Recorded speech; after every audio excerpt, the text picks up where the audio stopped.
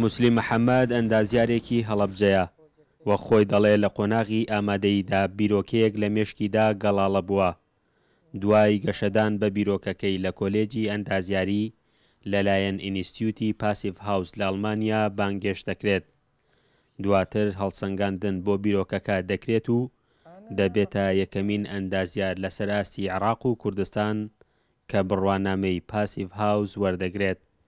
پێش ئەوەی بڕۆمەزان کۆیانی ئەو بیرۆکەی ئەم هەبوو تا دواتر چوومە کۆلێژی ئەندازیاری و زیاتر دەرگام بۆ واڵا بوو پەرە بدەم بەم پرۆژەیە. ئەو بوو لە کۆتاییەکانی ساڵی 2016 پرۆجێکتێکی سەرەتاییمی ئامادە کرد بە ناوی پاسیڤ هاوس دیزاینەوە. بەردەوام ئیمپروڤم کرد تا لە کۆتاییەکانی ساڵی 2017دا پێشکەشی مؤتەمەرێکی نێودەوڵەتیم کرد، ئینستیتیوتێکە لقی سەرەکی لە ئەڵمانیا بە ناوی پاسیڤ هاوس ئینستیتیوتەوە.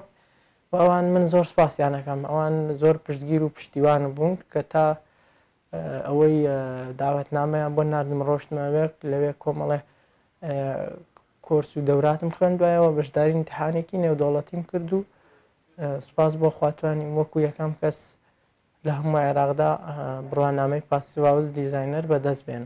ئەم بینایەش ئەگەرمانەوە دەتوانین بە ئاسانی بیکەین بە پاسیڤ.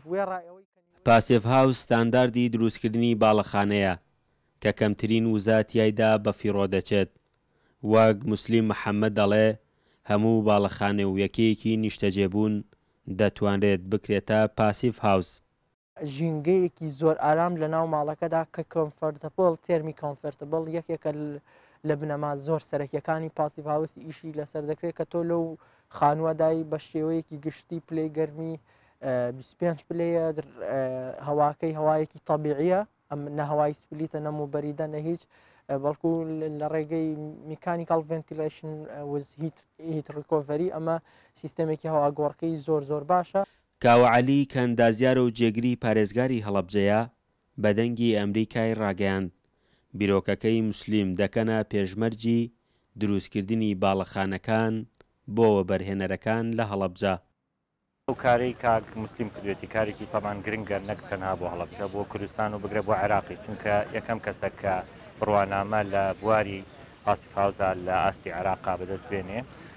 ئێمە لە لای خۆمانەوە بەڕێز پارێزگار و بەندەیش بەڵێنی ئەومان پیاوە کە تەواو پشتگیری خۆمانی بۆ ئەنجام بدەین و لەگەڵ لایەنە پەیوەندیدارەکانە قسە ئەەکەین و ئامادەکاری ئەەکەین بۆ ئەوەی بینایەک لە هەڵەبجە سەرەتا بخینە بواری جێبەجێکردن ئەو بینانەی کە بڕیارەکە بۆ پارێزگای هەڵەبجە دروست بکرێ، بۆ دیوانی پارێزگای هەڵەبجە دروست بکرێ. موسلی محەممەد لە ئێستادا سەرقاڵی کردنەوەی نووسینگەیەکی پاسیڤ هاوس دیزاینە لە کوردستان وە خۆی دەڵێ لە ئایندەیەکی نزیکدا یەکەیەکی نیشتەجێبوون بە سیستەمەکە دروست دەکات. لە ئێستاشدا ژمارەیەک وەبەرهێنەر بۆ وەرگرتنی سیستەمەکە پەیوەندیان پێوە کردووە. فەرحان هەورامانی، دەنگی ئەمریکا، هەڵەبجە.